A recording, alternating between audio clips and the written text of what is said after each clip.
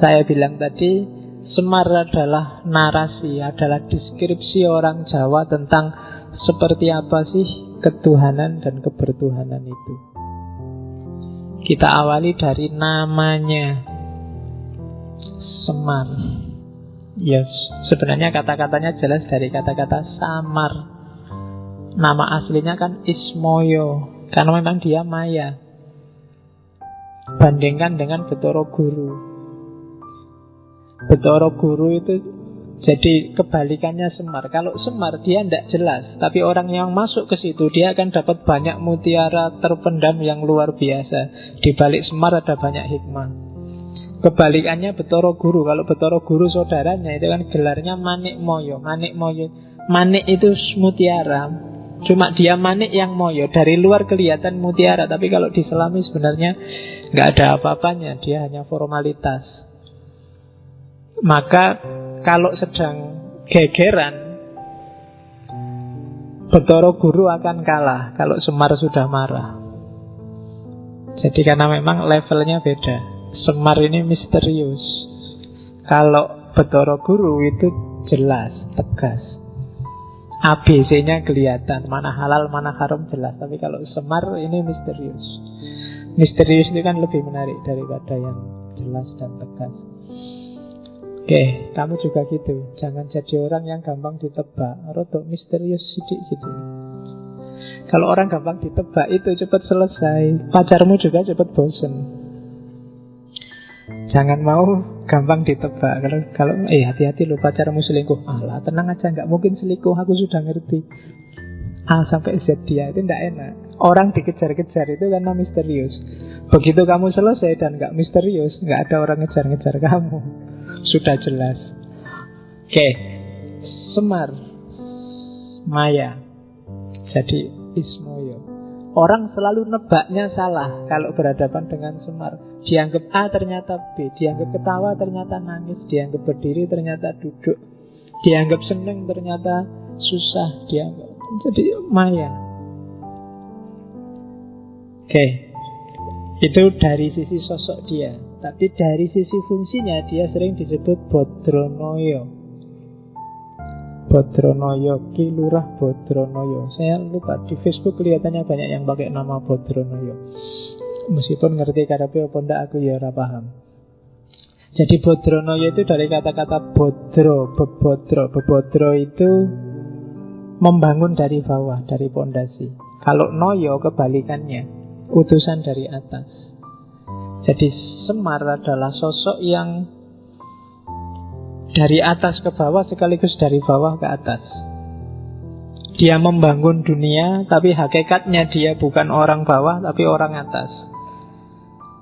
Jadi dia ini utusan sekaligus orang biasa. Dia ini berusaha sendiri sekaligus dibantu dari atas. Makanya Semar Bodronoyo. Dan tidak mudah jadi semacam ini. Orang biasanya salah satu. Kalau kiai-kiai, para ulama, para wali itu biasanya noyo, nayoko. Dia dapat ilham, dapat wangsit dari atas terus jadi. Atau kayak kita yang awam itu biasanya bodro. Kita dari bawah, belajar sendiri, nyari hikmah sendiri, sinau sendiri. Tapi kalau Semar dua-duanya. Dalam banyak cerita bahkan Semar nantang kahyangan. Itu kan nantang yang atas. Namanya akan disebut Semar Gugat. Jadi Semar Gugat itu Semar tidak terima kalau ada skenario-skenario dari para pimpinan dalam tanda petik termasuk Betara Guru yang di kahyangan yang tidak adil. Kalau dia sudah merasa semacam itu, biasanya terus dia melakukan gugat. Kalau Semar sudah gugat, nggak ada yang berani ngelawan. Dan itu biasanya personifikasi terus sama orang-orang sudah ditafsirkan kalau ada rakyat marah dan demo, itu versi Semar yang gugat, orang kecil yang marah. Tapi sebenarnya Semar nggak sekedar orang kecil. Dia orang kecil sekaligus orang besar. Dia dari bawah sekaligus dari atas. Itu filosofi namanya Semar. Dan sampai di level ini sebenarnya ini sudah kecanggihan ramuannya para wali. untuk menyatukan di satu sosok sekaligus seorang filosof sekaligus seorang wali. Itu agak berat, Bodronoyo. Kalau dalam tradisi Persia kan ada beberapa filosof yang sekaligus wali. Filosof ketika berhadapan dengan manusia, di hadapan Allah dia seorang wali.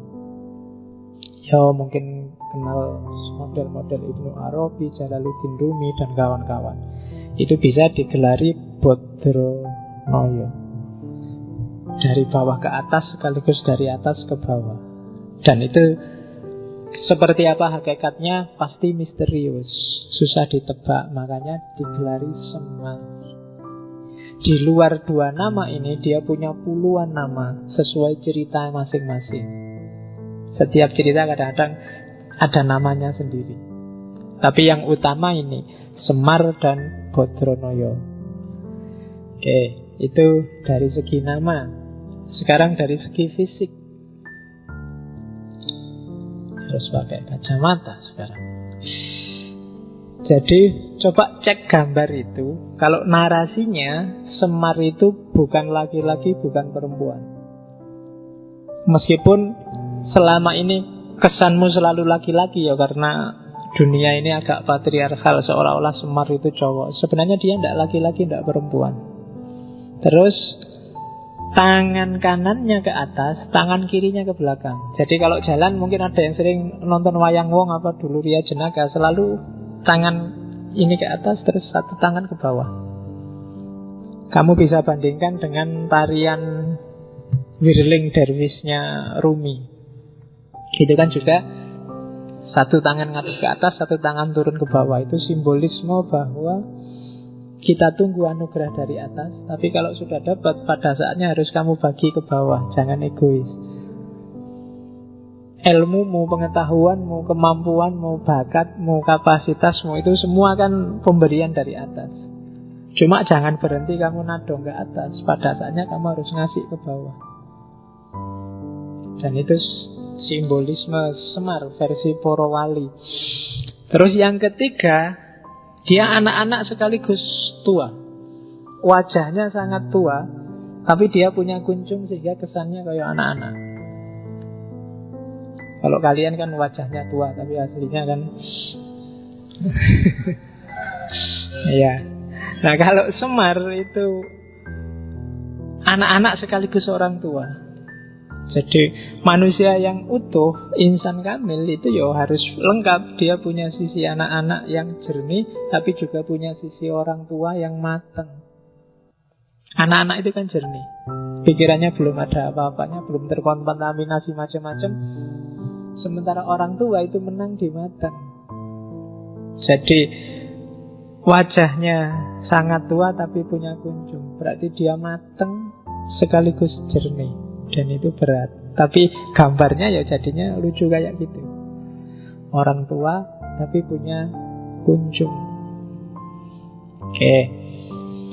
Terus biasanya Semar ini kalau diwayang, apalagi diwayang orang, gambarannya dia matanya rembes. Apa ya rembes itu? Bahasa Indonesianya apa matanya rembes itu? Jadi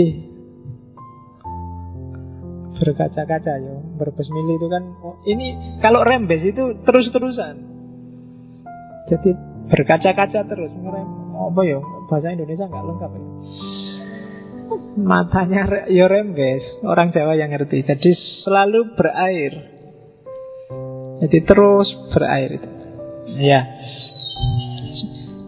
Cuma mulutnya selalu ketawa.